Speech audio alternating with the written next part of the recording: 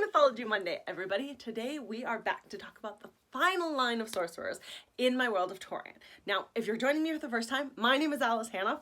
I am the author of the fantasy series, The Head, the Heart, and the Heir. And on my YouTube channel here, we talk about Mythology Monday. We talk about different mythologies and things that have influenced the world or the world building that I have in my book series, The Head, the Heart, and the Heir. And also I talk about writing things. I do readings from the books themselves, and I give book reviews on other books that I have read. And so today we're wrapping up the talking about the 10 different sorcerer lines that you will find in the book. And for anybody who needs to know, the book is available on all usual book places for pre-order for August when the paperbacks come out, and is on Kindle Unlimited in Amazon as well.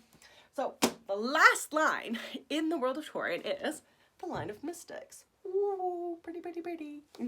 Now, as you can see, their mark that goes on their neck is a moon with a cloud.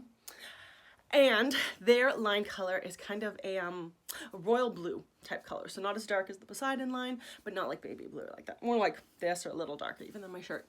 But they are one of the larger lines because, again, they came with a bigger group of people when they came to Tauren originally, but they are one of my favorites. And now their main dominant power is that they are able to crack further. So you may remember when we talked about different sorcerer things, cracking is essentially the sorcerer method of travel where they just appear. They disappear from in front of you and appear wherever it is that they want to go. Sorcerers who are very weak at it make a really loud sound that's like a crack when they leave and arrive, which is where the term cracking comes from. As the sorcerers got more advanced at it and better at it, the term remained, but the sound vanishes. So when they're older, they're better, and also when the sorcerer line simply grew stronger as generations went on, the sound has vanished. So mystic sorcerers can crack further. They are able to go further distances without needing a break. They also do not need to necessarily have seen the place they're going to. A normal sorcerer can crack a shorter distance and has to have seen where they're going to. A mystic can see a painting of it, or can actually go into someone's head and view through someone else where they're trying to go, like access their memory of the place and then go there as well.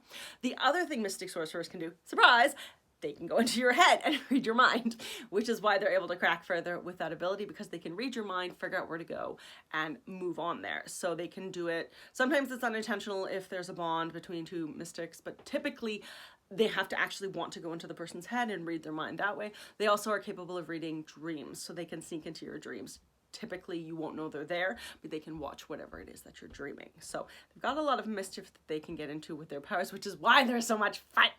Now, where did I come up with the mystic line? So in the world of Tauren, the mystics were one of the ones, they didn't arrive last, but they weren't first. So they're kind of in the middle group, and they came with a little bit of a larger group. So where my legend or beginnings of the mystic line comes from is, I'm gonna age myself now, but if anybody remembers the 90s Anastasia movie with Rasputin, where he was like a corpse that was falling apart singing a lot, yeah, that's kind of my inspiration for the founder of the mystics.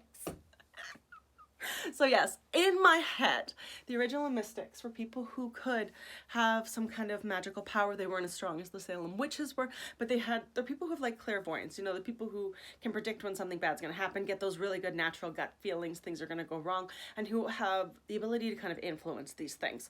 So we've heard of all these kinds of people throughout history, and that whether they could predict the future or they say they can, and that. So the mystic line comes from people with this innate natural ability. And so because over the centuries and that ability was harnessed and was strengthened by mystics finding other mystics, eventually the strongest of them got together to protect themselves from the normal people who were shunning them and who wanted to kill them. You know, the same way the Salem witches were shunned, the mystics were shunned, and so they gathered together and found their way to Tauren by combining all of their magical and innate abilities. And then they found themselves in Tauren, where rather than being shunned, they were appreciated and respected. So they were able to put their powers together of mind reading and simply grew stronger, because the world, or the land of the Forbidden Lands where the sorcerers live, is innately magical, and when you're surrounded by significantly more powerful magical beings, your magic becomes stronger and more heightened as well. So the mystics are able to read minds and crack themselves further, and we're one of the larger lines, which means it's a more common power that you see. However, there are different levels of it. So some the Titan typically would be able to crack the farthest. They can also do it without having to have ever seen the place and that, but also the ability to walk in your dreams and the ability to read your mind without any desire or having you want it. That is a very Titan-esque level power, and they can read minds from significantly farther away as well. Sometimes it's a pain in the butt if they're not really paying attention and they're not controlling it, but it does allow them to pick up on certain messages as well, which is in a good way. They can hear their own family or their own kin and that calling for help if they're farther away, which is also a benefit for them. But the Mystics are one of my favorites because I also really like blue, and I just think they're a fun group, because who hasn't wanted to be able to read someone's mind at some point? So having a power that actually can is a fun thing for me. So yeah, this is the last line of the sorcerers. Either we'll go in next week, we'll probably either go into the creatures or into general mythology type things or heroes or something like that. I haven't quite decided yet. But yeah, so make sure you subscribe if you're not already so you don't miss any of my posts. And happy reading, fantasy fans. Bye.